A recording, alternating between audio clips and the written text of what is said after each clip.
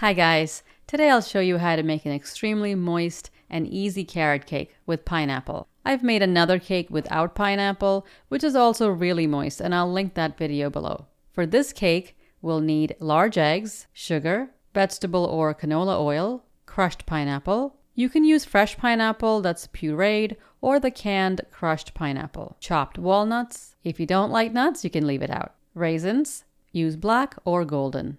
All-purpose flour, baking soda, baking powder and salt, ground cinnamon, ground cloves, and nutmeg, which I'll grate in a minute.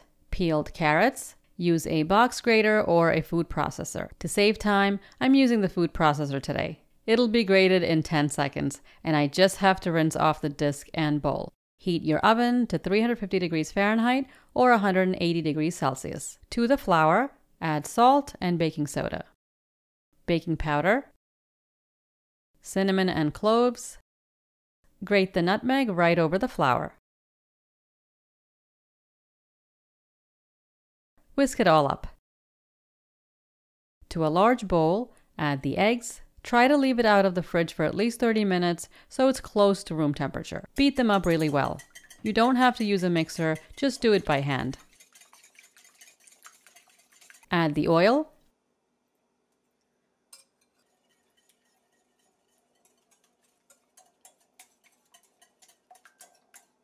Then the sugar. When it's thoroughly combined, add the pineapple. The flour all at once.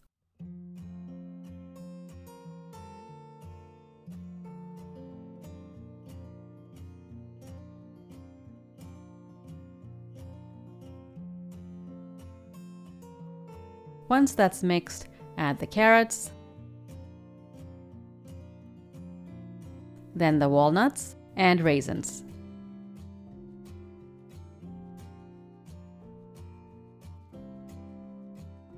And here's the lovely thick batter.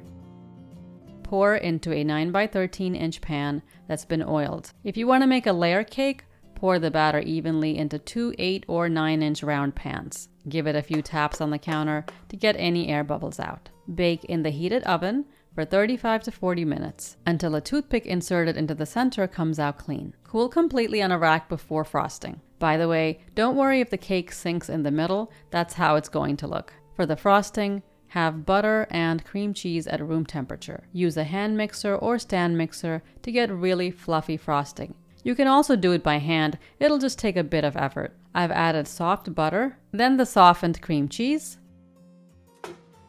Beat for a minute. I'm using the Whisk attachment with this KitchenAid. You can also use the paddle attachment. Add vanilla extract and a pinch of salt. Powdered sugar. Mix on low first and then turn to high. Otherwise, there will be powdered sugar all over you.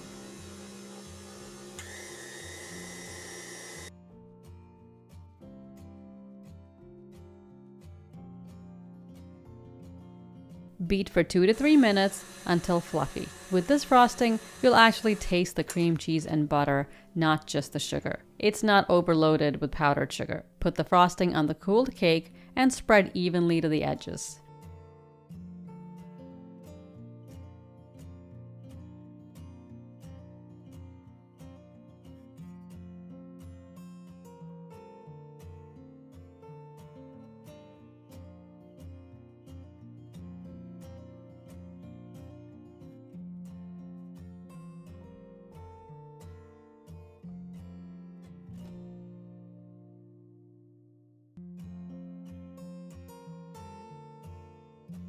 Serve this right away or put in the fridge for a bit. You'll get cleaner looking slices after it's chilled because the cream cheese will have set up like this and not be soft like it is now. I think this cake tastes best at room temperature, and I do like the frosting to be a bit soft. It's really up to you how you want to serve it. Give this cake a try and let me know how you like it.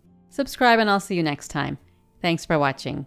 If you want to get notifications of when I upload a new video, click on the bell icon and select all. And don't forget to turn on your notifications.